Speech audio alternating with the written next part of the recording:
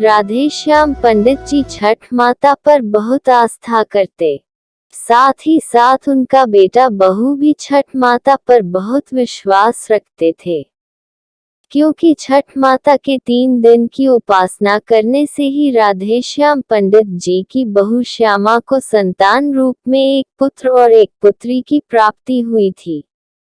इधर दूसरी तरफ असलम का परिवार अपनी बेटी के बीमार होने के कारण बहुत उदास था। 10 दिन हो गए पर अभी तक बुखार नहीं उतरा। मेरी चिंता बढ़ती ही जा रही है। मुझे भी कुछ समझ में नहीं आ रहा है। अब मैं क्या करूं?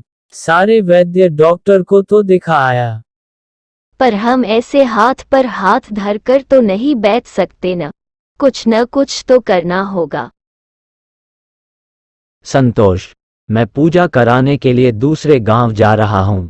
मुझे आने में देर हो जाएगी। तुम बाजार जाकर छठ का सारा सामान ले आना। इतना कहकर राधेश्याम पंडित जी निकल पड़े और संतोष भी बाजार के लिए निकल पड़ता है। 10 दिन से मेरा बेटा बीमार है, अभी तक उसकी तबीयत ठीक नहीं हुई। सारे वैद्य डॉक्टर को दिखा लिया पर जरा भी सुधार नहीं है। यह तो चिंता की बात है असलम।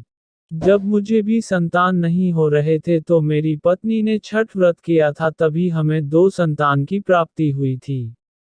तुम भी अपनी पत्नी को बोलो छठ व्रत करने को। माँ के आशीर्वाद से तुम्हारा बेटा ठीक हो जाएगा। पर हमारा मजहब अलग है, फिर हम छठ का पर्व कैसे कर सकते हैं?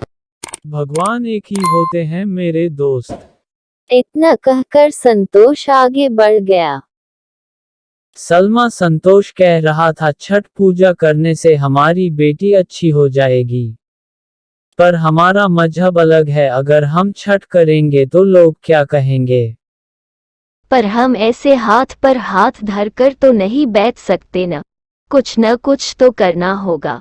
इस तरह से असलम के घर पर भी छठ पूजा की पूरी तैयारी हो जाती है।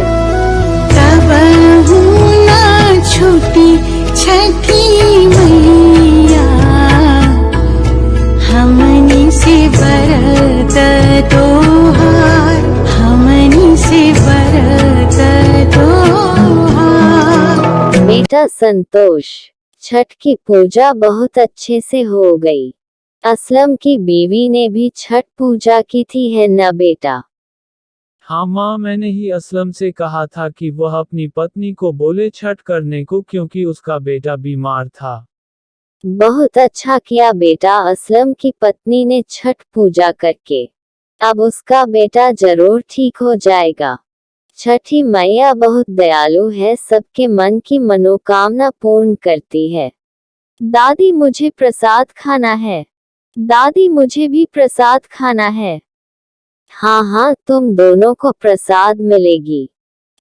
माँ, थोड़ा ज्यादा ही प्रसाद देना, असलम के घर भी दे आऊंगा। संतोष घर से प्रसाद लेकर निकलता है। संतोष, मैं तुम्हारे घर ही आ रहा था। मेरी बेटी अब एकदम स्वस्थ हो गई है। यह सब सिर्फ तुम्हारे और छठ माँ के आशीर्वाद से ही हुआ है।